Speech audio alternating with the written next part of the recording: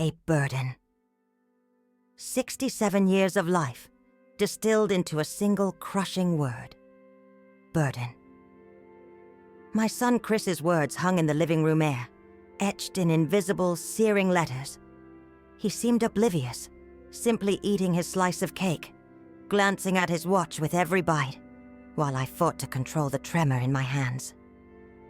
I swallowed the lump that had formed in my throat. A bitter pill. 67 years. 3 births, 2 funerals, 40 years of relentless work. Sleepless nights nursing his fevers, countless hours hunched over a sewing machine for school uniforms, years scrimping and saving so he could go to college. All of it reduced to that single dismissive word, burden. He saw none of it. Not the tears I fiercely held back, nor the tremor that seized my hands as I collected the plates. He said goodbye in a rush, a perfunctory kiss on my forehead, like a box checked on a to-do list. Gotta go, Mom. Jessica's waiting for me. The door clicked shut, and the silence that followed felt vast, engulfing.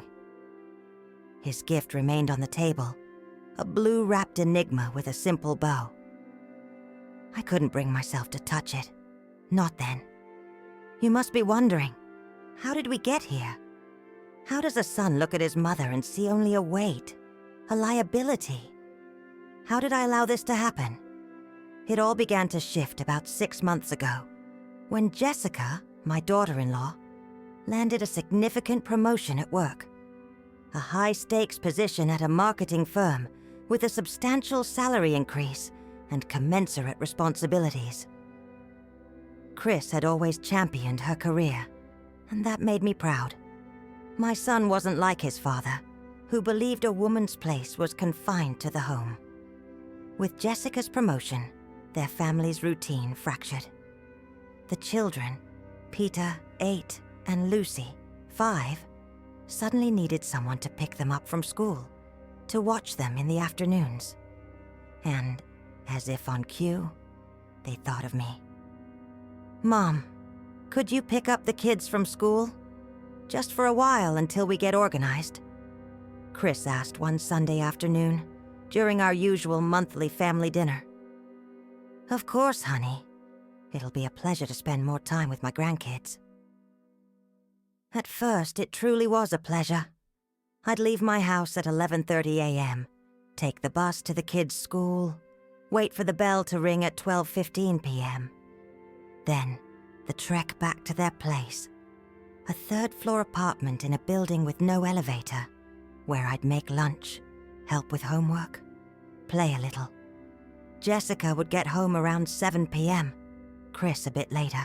I'd catch another bus and head back to my house, usually arriving after 8 p.m., utterly exhausted, yet content in my usefulness. The first few weeks held that rhythm, but soon the just for a while began to fray at the edges. The responsibilities mounted. Mom, could you take Peter to the dentist tomorrow? Susan, do you mind staying a bit later today? I have an important meeting. Mom, I forgot to buy supplies for Lucy's school project. Could you pick them up? I never complained. After all, they were my grandkids, my son. Isn't that what family is for? To step in when needed? But my 67-year-old body began its quiet rebellion. The relentless aches in my legs, my back. A bone-deep weariness that no amount of sleep could vanquish. One Thursday, about 3 months ago, a fierce wave of dizziness washed over me as I climbed the stairs to their apartment with the kids. I had to sink onto a step, gasping for breath. Peter, ever observant, asked if I was okay. Just a little tired, sweetie. Grandma will get up in a minute. That night, I cautiously mentioned the dizziness to Chris. Honey, I think I need to slow down a bit. Perhaps you could hire someone to help me out a few days a week. He frowned, the familiar crease appearing between his brows, just like when he was a boy and I'd denied him a treat. Mom, do you have any idea what a nanny costs these days? We're stretched thin with the mortgage on the apartment, the new car, the kids' school. We can't afford another expense right now. I understand, honey, but... And besides... He cut me off, his voice gaining a manipulative edge. I thought you liked spending time with your grandkids. They adore you. That phrase, that insidious manipulation, designed to make me feel guilty for my exhaustion, for my 67 years, for a body that was no longer the tireless machine it had been when I raised him alone. Of course I like it, honey. I love those kids. Then it settled. He beamed, visibly relieved. It's just a phase, Mom. Things will settle down soon. But things didn't settle down. The following weeks were even more grueling. I even started experiencing intermittent chest pains, but I kept them to myself. Why burden them further? They already carried so many responsibilities. It was during this period that the idea of a trip began to germinate. Not an elaborate plan. Not at first. It sparked from a travel brochure I found in the waiting room of the community clinic, where I'd gone to renew my blood pressure medication. Explore New England.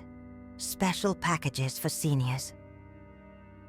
I gazed at those pictures of charming towns, ablaze with vibrant fall foliage, beneath crisp, impossibly blue skies. Something deep inside me stirred. An ancient desire, dormant for decades beneath layers of responsibility and self-sacrifice. I took the brochure home. That night, after a particularly draining day with the kids, I pulled it from my bag and simply stared. I opened my worn ledger, where I meticulously tracked every penny.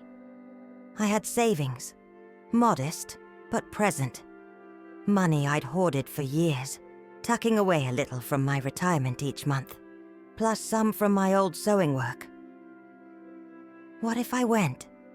I thought, a thrilling chill blossoming in my stomach, like a teenager plotting a forbidden adventure. The next day, I ventured to the travel agency mentioned in the brochure, just to inquire, just to allow myself a sliver of a dream. I left with a comprehensive itinerary. Boston, the rugged coast of Maine, the serene landscapes of Vermont, and the majestic white mountains. 30 days of travel. You can pay in up to 10 installments, the friendly agent explained, her voice bright. And we have special discounts for solo travelers. I didn't commit that day. I told her I'd consider it. But the seed, irrevocably, was planted. In the weeks that followed, as I endured the relentless grind of caring for my grandkids, I began to meticulously organize everything in my mind. I calculated every expense, scrutinized my meager savings, and envisioned every detail. That trip became my lifeline, a beacon to cling to when the exhaustion threatened to consume me.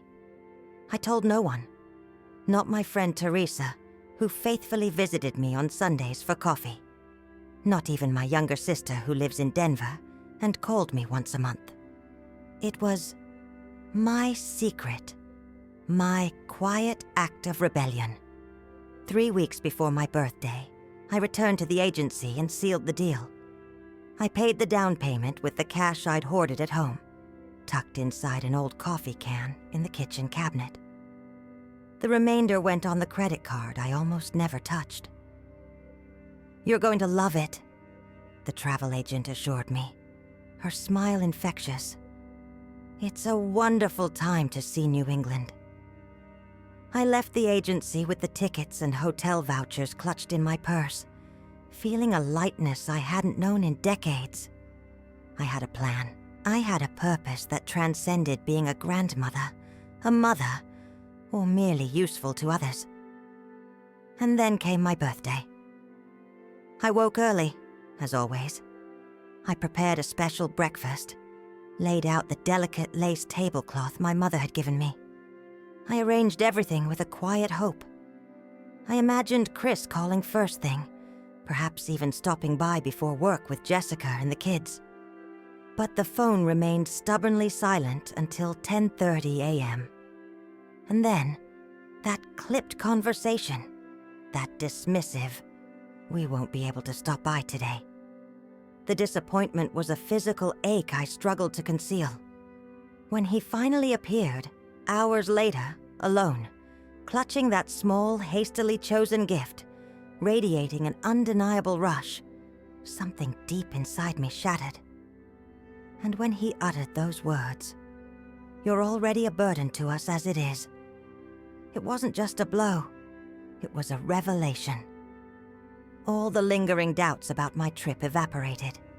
It was no longer a matter of wanting to go. It was a matter of needing to go. After he left, I remained in the armchair for a long time, staring at the still wrapped gift on the table. Finally, with hands that trembled despite my resolve, I opened it. It was a digital photo frame, small, with a sleek silver frame. It came preloaded with a few generic photos. Chris and Jessica at their wedding, the kids at the beach, an old picture of me with my late husband, John. An utterly impersonal, practical gift. Something Jessica had likely grabbed in a last-minute dash through a department store. There was no card, no handwritten message. Nothing to suggest a moment of special thought, an ounce of extra affection for my birthday. I placed the photo frame on the living room cabinet, a silent reproach, and went to the bedroom. I opened the closet and began selecting the clothes for my journey. Not many. A lifetime of necessity had taught me to travel light. A few blouses, 2 comfortable pairs of pants, a single dress for special occasions. Medications, documents, the last of my saved cash. As I packed my suitcase, a maelstrom of emotions swirled within me. Fear, a pang of guilt, exhilarating excitement and steely determination. What if Chris was right? What if I fell ill so far from home? What if Peter and Lucy truly missed me? But then I remembered his words, echoing in my mind. A burden.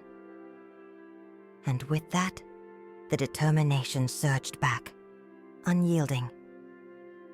I finished packing and settled at the kitchen table. I pulled out a fresh sheet of paper and a pen. I needed to leave a note. Something that explained, that justified my absence without igniting a full-blown panic.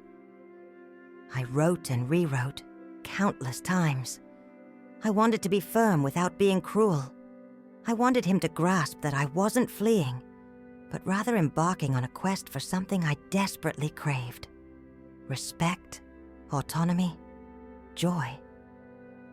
Finally, satisfied with the precision of my words, I folded the note and placed it on the table, a silent companion to the photo frame he'd given me. "Chris, thank you for the birthday gift. I'll be traveling for the next month. Don't worry about me. I've never been a burden, and I won't start now. With love, your mom." I reread the words one last time. They were true. They were, above all, necessary. That night, I slept surprisingly soundly. It was as if a monumental weight had been physically lifted from my shoulders. The crushing weight of unspoken expectations, of unrecognized obligations, of a love that had slowly, insidiously, transformed into mere duty.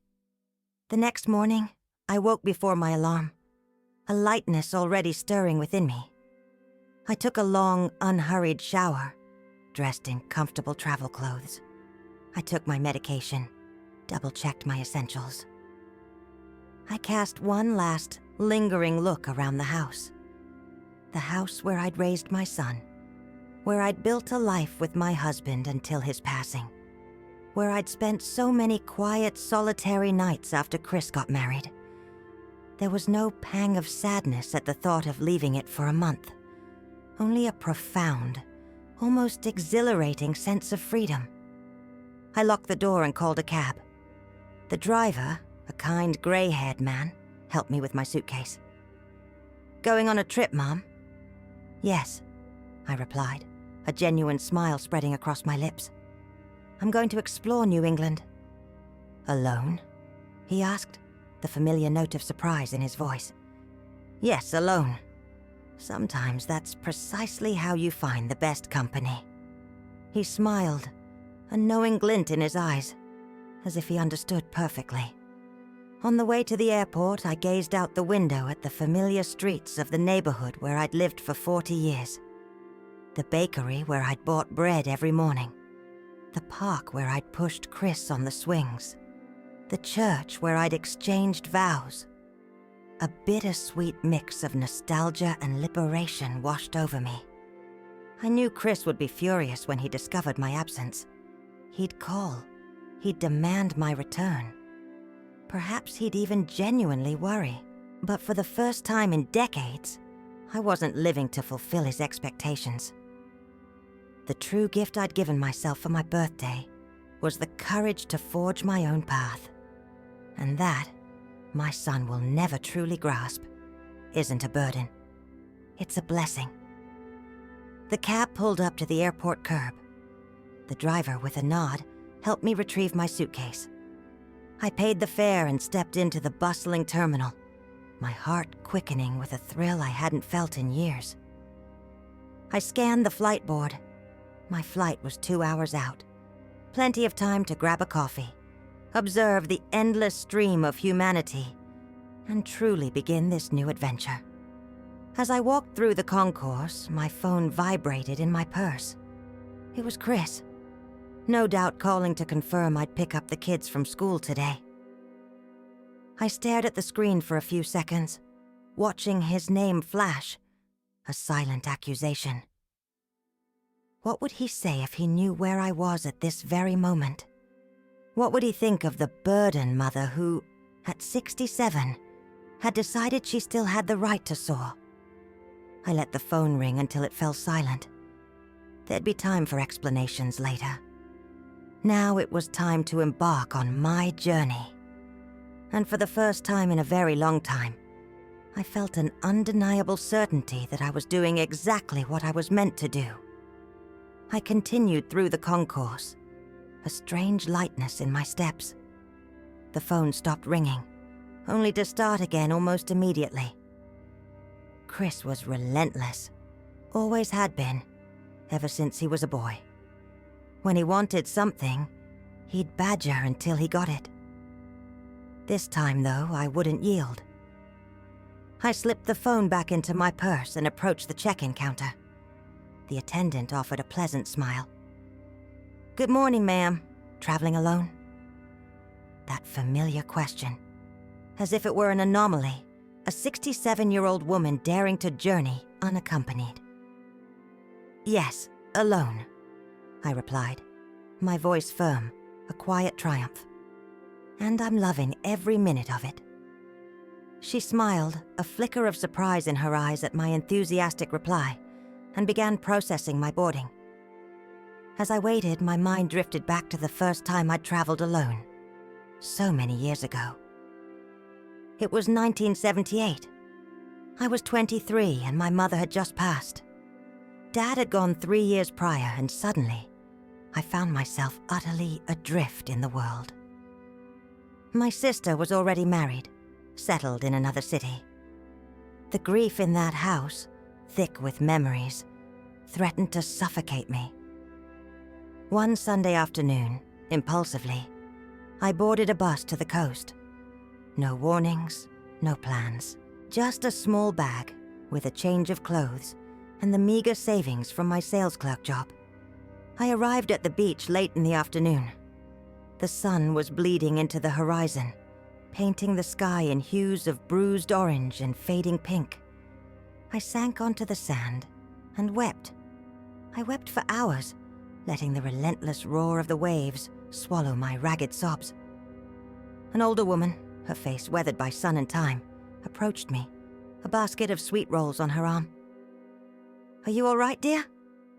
I lifted my tear-streaked face, mortified. "My mother died," was all I could choke out.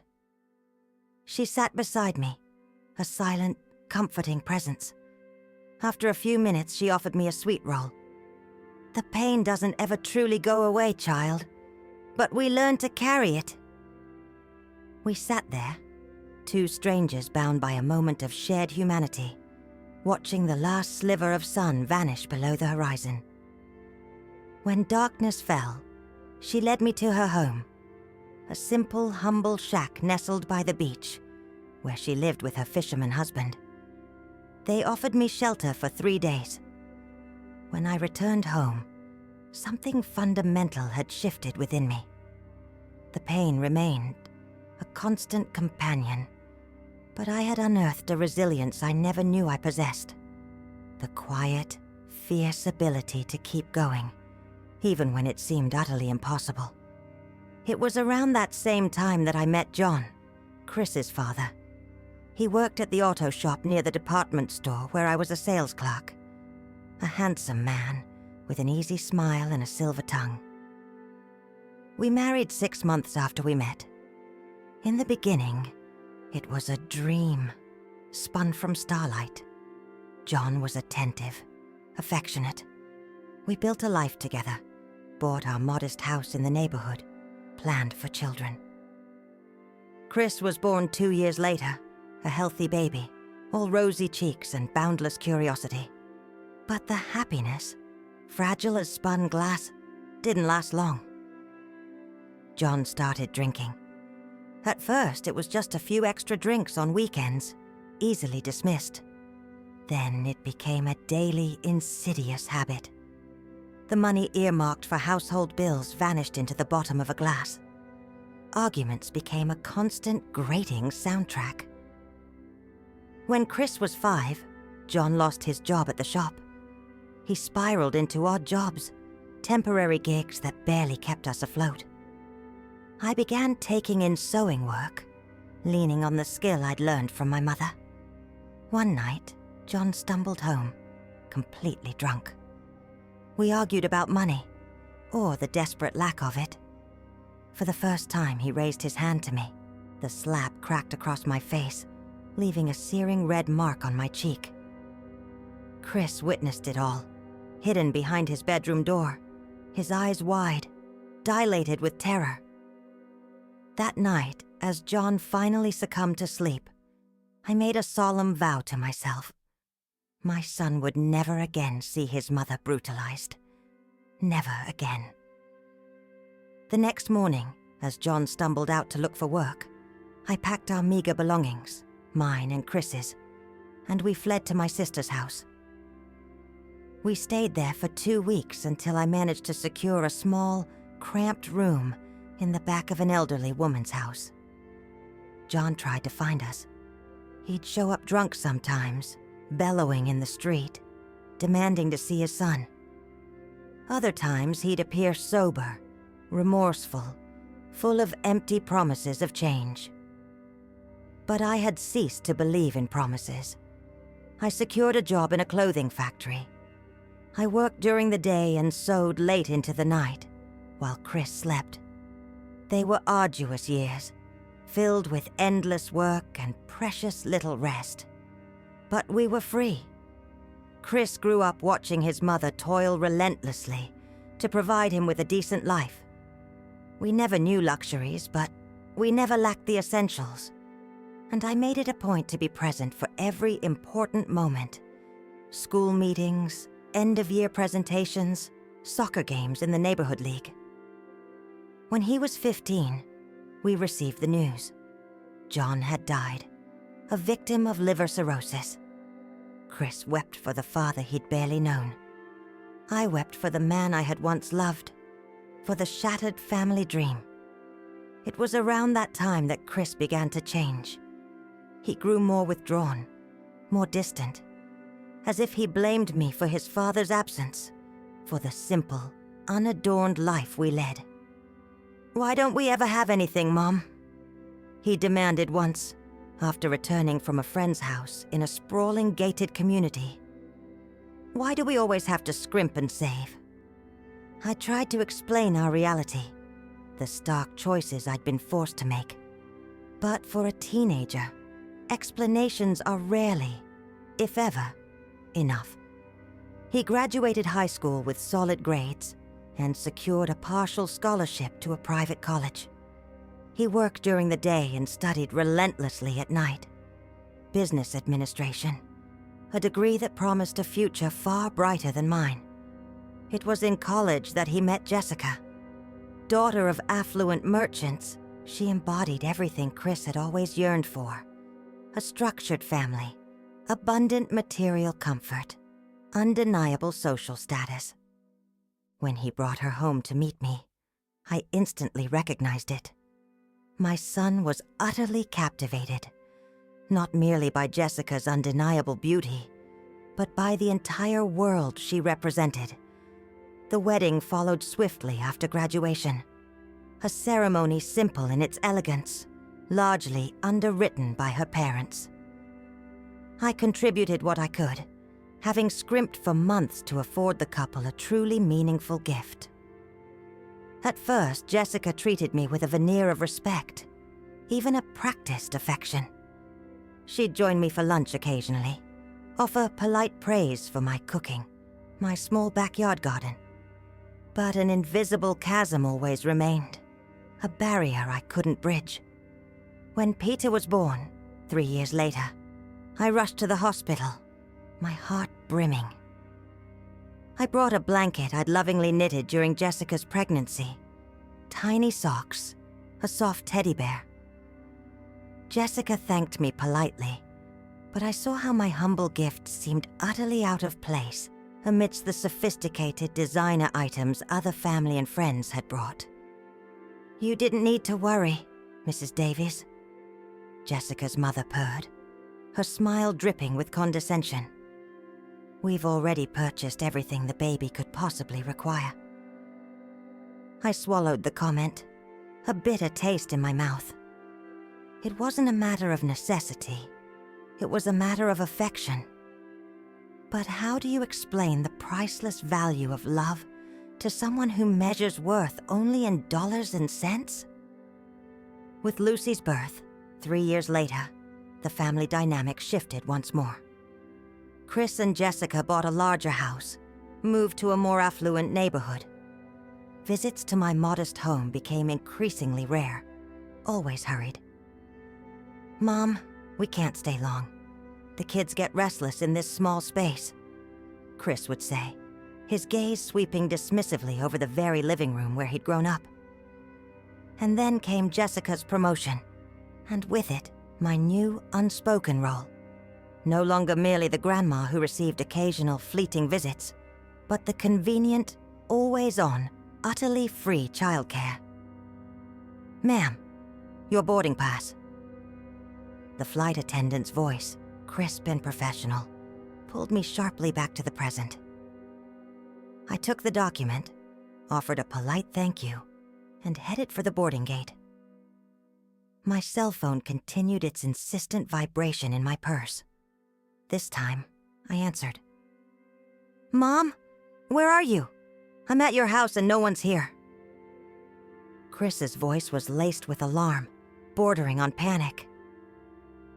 "Good morning to you too, son," I replied, my tone deliberately calm. "Mom, I'm serious. Where are you? I need you to pick up the kids today. Jessica has an important meeting and I..." "Chris," I interrupted, cutting him off. "Did you read my note?" A beat of stunned silence on the other end. Then, his voice, now tightly controlled. "What's this about a trip? You can't just leave like that without telling anyone." "I did tell you. I left a note." "A note? Mom, you're 67. You can't just take off on your own, traveling to God knows where." I took a deep, fortifying breath. It was precisely the reaction I'd anticipated. "Son, I'm at the airport right now. I'm boarding in an hour. I'll be gone for a month, as I explained in the note." "A month?" His voice shot up an octave, incredulous. "Have you lost your mind? And who's going to pick up the kids from school? Who's going to watch them in the afternoon?" There it was, the true concern laid bare. Not for my well-being, but for the monumental inconvenience my absence would cause. You'll figure it out, Chris. Perhaps it's time to hire someone, as I suggested months ago. Mom, you know we can't afford. Yes, you can afford it. I interrupted again, the steel in my voice surprising even myself. You choose where you spend your money, and that's perfectly fine. Those are your choices. But now, this is my choice. Another stunned silence. I could almost picture Chris's face. That familiar blend of surprise and indignation he'd worn since childhood, whenever he was crossed. Is this because of what I said yesterday? About you being a burden? Mom, I didn't mean it. I was stressed. You know how work is. It's not just that, son. It's everything. It's for me. At 67, I finally discovered I still have dreams, and I deserve to fulfill them. A disembodied voice announced the start of boarding for my flight. I stood, grabbing my purse. I have to go now, Chris. My flight's leaving. Mom, please don't do this. Come home. We can talk. We can work this out. We'll talk when I get back, son. A month will fly by. Give Peter and Lucy a kiss for me. I hung up before he could argue further. The phone began to ring again immediately, but this time I didn't answer. I switched it off and tucked it deep into my purse. In the boarding line, a complex tapestry of emotions wove through me. A thread of guilt for leaving my son in a difficult spot. A flicker of fear for the unknown ahead. But predominantly, a surge of exhilaration I hadn't known in decades.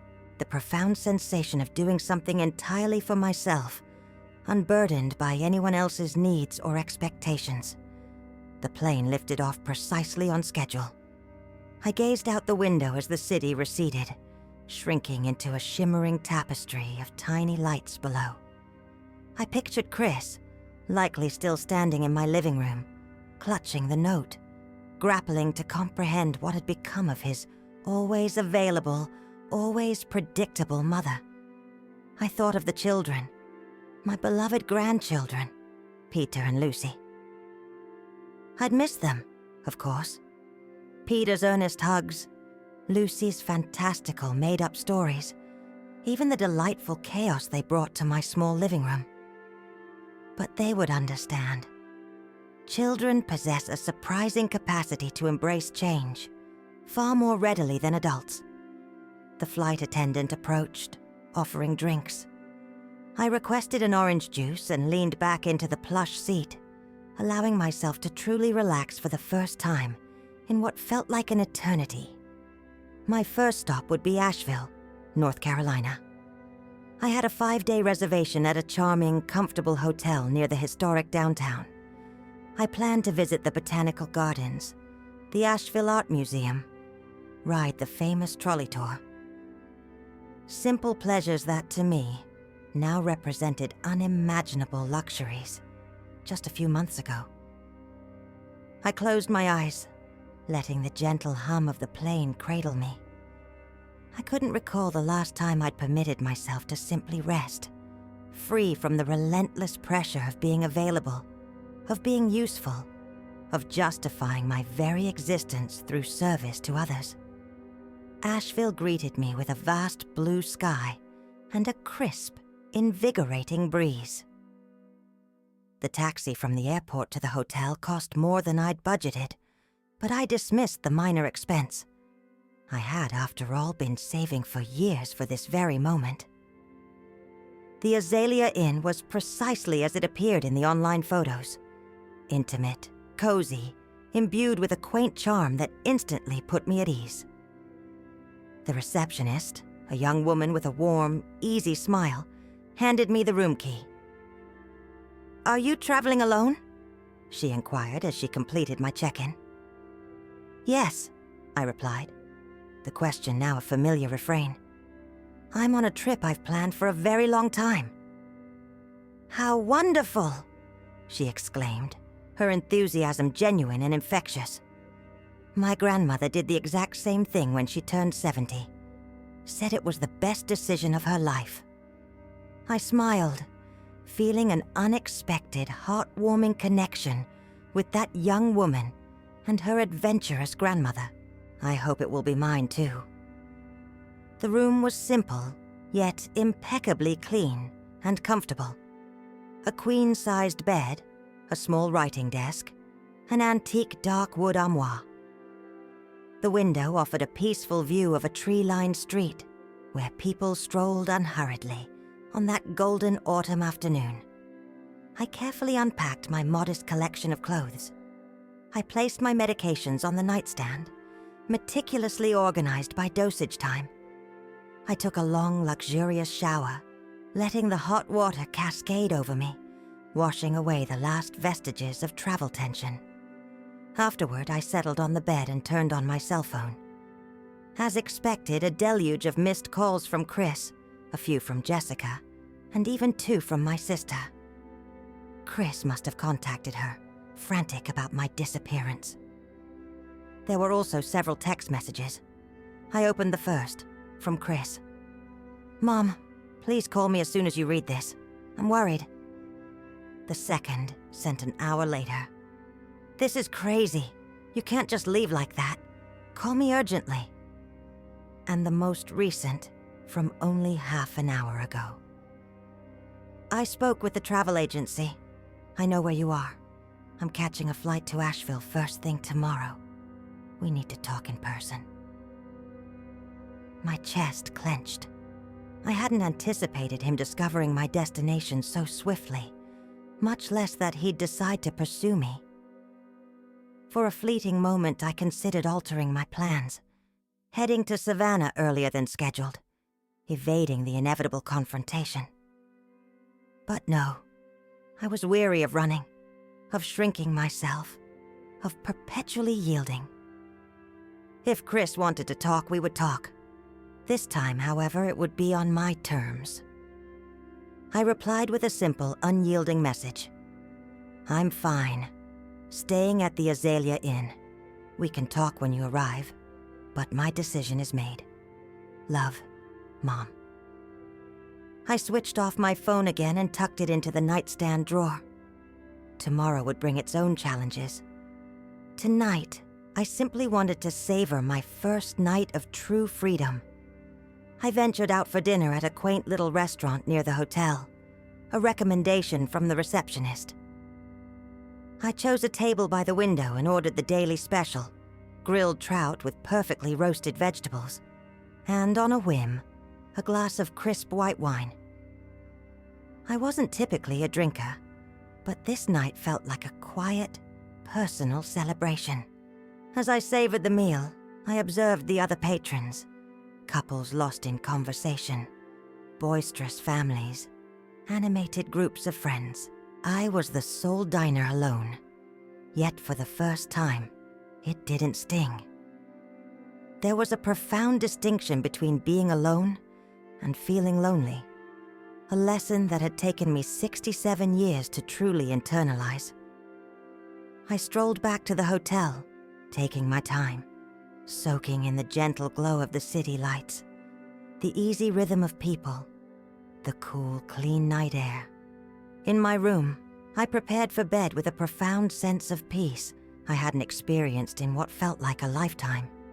Before drifting off, I thought about Chris arriving in Asheville the next day. What words would I use? How would I convey that this trip wasn't a mere whim, a belated act of rebellion, but a vital, undeniable necessity? I drifted into sleep with those questions lingering, lulled by the comforting silence of that hotel room. A silence utterly unlike the one in my house. A silence that didn't press down, didn't accuse, but simply warmly embraced. The next morning dawned under a cloudy sky, bringing with it the undeniable certainty that Chris would arrive in a few hours. I rose early, had breakfast in the hotel's cozy restaurant, and resolved that I wouldn't wait for him, cooped up in my room. If he wanted to find me, It would be on my terms, in my time. I picked up a map at the front desk and ventured out to explore the city's historic downtown. I strolled along the pedestrian stretch of Main Street, absorbing the grandeur of the old buildings, the vibrant shop fronts, the lively street performers.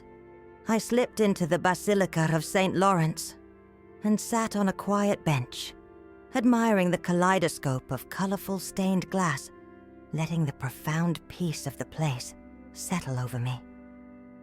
Around noon, I decided to have lunch at a charming cafe near Pack Square Park. That's where my phone rang. I decided to keep it on, just in case of a genuine emergency. "Mom, where are you? I just got to your hotel." Chris's voice was taut, barely controlled. "I'm having lunch, son, at the cafe near the park. You can come here if you want." He hung up without a word. 20 minutes later, I saw him stride into the cafe, his eyes scanning the room until they landed on me. He looked haggard, etched with worry. Still in his rumpled work clothes, he'd clearly come straight from the airport. "Mom," he said, dropping into the chair opposite me. "What is going on with you?" I calmly finished my sandwich, taking my time before answering. "Nothing is going on with me, Chris. I'm simply taking a trip I've planned for months." Without telling anyone? Without considering the consequences? "I told you. I left a note." "A note!" he exclaimed, his voice rising sharply, drawing a few curious glances. He immediately reined himself in, lowering his tone. "A note isn't enough warning, Mom. You could have told me about your plans." "Why? So you can tell me it's insane? That a woman my age shouldn't dare travel alone? That I'm a burden who might fall ill far from home?" He flushed, his gaze darting away. "I didn't mean it like that, Mom. I was stressed, worried about work, about the bills." "But you did, Chris. And you know what's worse? It wasn't an isolated incident. For months now, I felt this way. Like a burden, an inconvenience, a readily available, cheap solution to your problems." Chris looked genuinely stunned. "What are you talking about? You're my mom. The kids adore you." "Yes, I am your mom, but I'm not your housekeeper, nor your perpetually on-call nanny. I'm 67, Chris.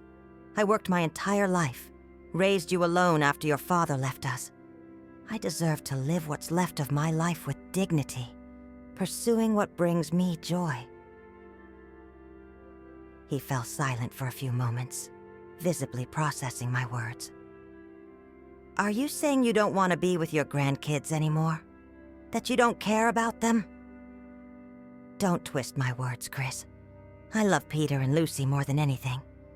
But there's a vast difference between being a grandma and being a full-time, unpaid nanny. A difference you and Jessica seem willfully blind to." I asked for the check and paid, ignoring Chris's sputtering protests. We left the cafe and began walking through the square. The sky remained cloudy, but the rain held off. "You don't get it, Mom," he resumed after a few minutes of strained silence. "Things are genuinely tough for us. The mortgage on the apartment, the kids' school, everyday expenses. We simply can't afford a full-time nanny." "I understand perfectly, Chris. You have your priorities. You make your choices. The new car, the lavish beach vacation, the latest flat-screen TV. Those are legitimate choices. But I too have the right to make mine." He stopped walking, turning abruptly to face me. "What do you want, anyway? For Jessica and me to completely upend our lives because you suddenly decided you want to travel?" "Not suddenly, Chris. I've been planning this trip for months. And yes, perhaps you two do need to reorganize your lives. Perhaps you need to forego a few luxuries to pay someone to care for the children. Or perhaps Jessica needs to reduce her work hours. Or you. Those are choices, Chris. We settled onto a park bench. Chris looked utterly deflated, defeated. And after this trip, are you going to go back to watching the kids? I can watch them occasionally, as a grandma, for a park outing, a special weekend, but not every day, not as an obligation. He ran a hand through his hair, a familiar gesture of adolescent frustration. Jessica's going to be furious. She's been counting on you. Jessica is a smart, capable woman. I'm certain she'll find a solution. We sat in silence for a few minutes, observing the ebb and flow of life in the square. Families with children, elderly couples strolling slowly, young people rushing by, lost in their earbuds. "When are you coming back?" he finally asked, his voice barely a whisper. "In a month. I'm going to Savannah after this, then Charleston and St. Augustine." "A whole month," he murmured, more to himself than to me. "It'll fly by," I replied, placing my hand gently over his. "And when I get back, we can build a new routine, one that works for all of us." He nodded slowly, still avoiding my gaze. "I need to get back to São Paulo tonight. I have an important meeting tomorrow morning." "I know, Chris. It's okay." We stood and walked back to the hotel. In the lobby, Chris pulled me into a hug. A different kind of embrace, more respectful, less automatic. "Take care, Mom. Call if you need anything." "I will. And you take care of Peter and Lucy. Tell them Grandma's seeing beautiful places, and we'll bring them presents." He offered a small, sad, but genuine smile. "They're going to hold you to those presents, you know?" "I know. I've already set aside some special spending money for them." Chris left, and I ascended to my room with a strange, complex feeling. A mix of profound relief and lingering sadness. It wasn't how I'd envisioned reconnecting with my son, but perhaps it was the only way. Perhaps we needed that raw confrontation to finally establish new boundaries, new ways of relating to each other. In the days that followed, I explored Asheville with a renewed, almost giddy enthusiasm. I visited the botanical gardens in the early morning hours, when the nascent sun illuminated the glass greenhouse, transforming it into a shimmering cathedral of light. I spent hours at the Asheville Art Museum, losing myself in the exhibits, then sitting in the cafe to simply people watch.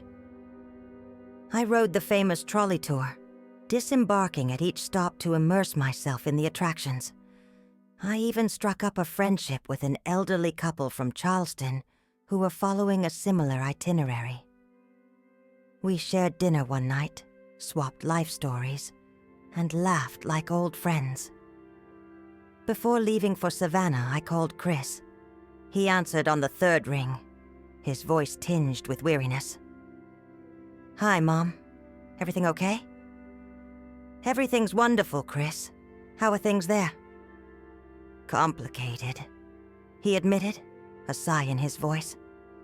"Jessica had to cut back on some meetings to pick up the kids from school. We're tag-teamed it." "And how's she handling it?" "Not great, to be honest, but we're adjusting. You'll find a balance, I'm sure." "And you, Mom, are you enjoying your trip?"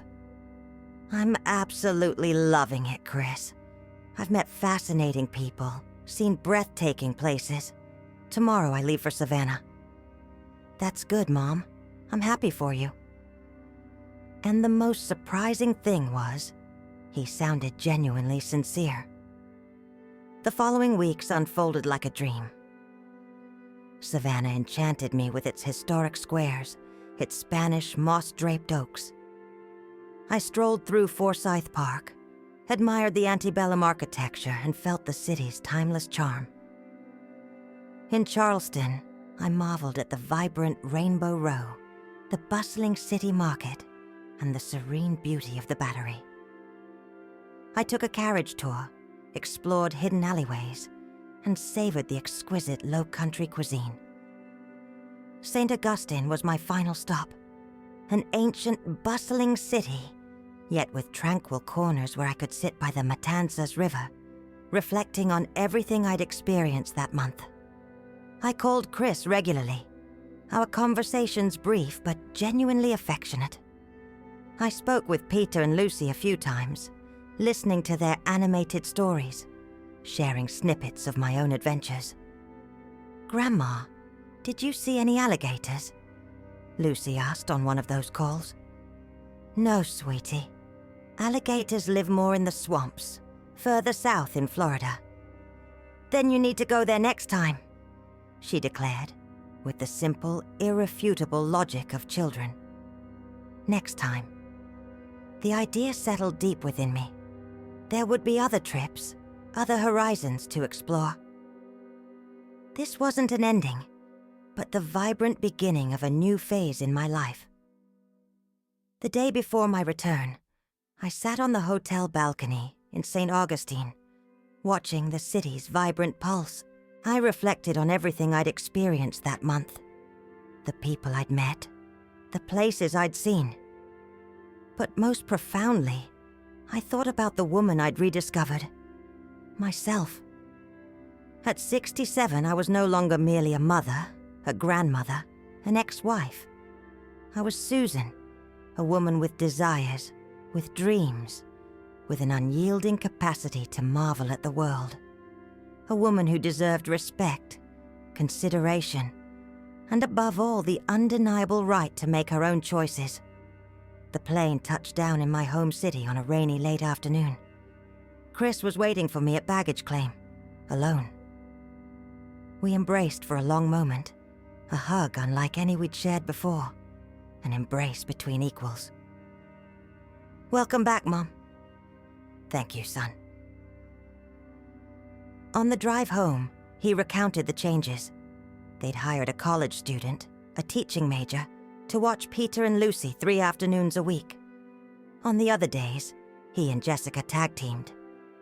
"It's not perfect, but we're adapting," he explained. Jessica understood she needed to make some compromises. "And you, Chris, did you understand too?" He smiled, his gaze fixed on the road. "I think so, Mom. I think I finally understood." We arrived at my house. Everything was just as I'd left it.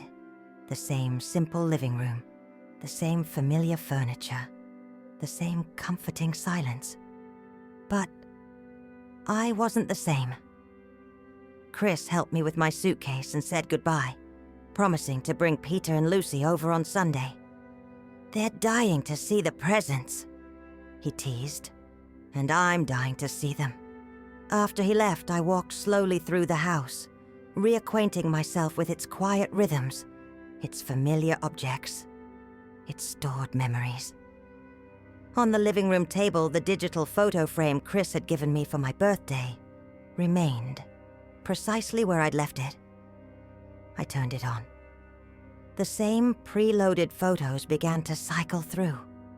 Chris and Jessica at their wedding, Peter and Lucy at the beach, John and I, young and smiling, from a lifetime ago.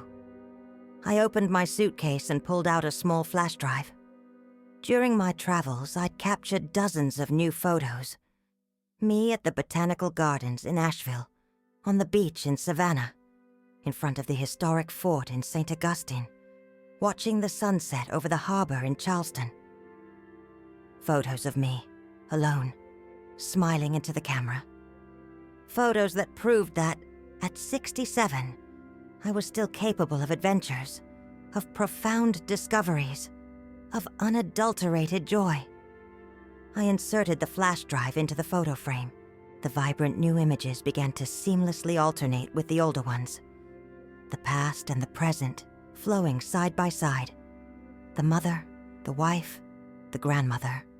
And now, undeniably, the independent, courageous, free woman.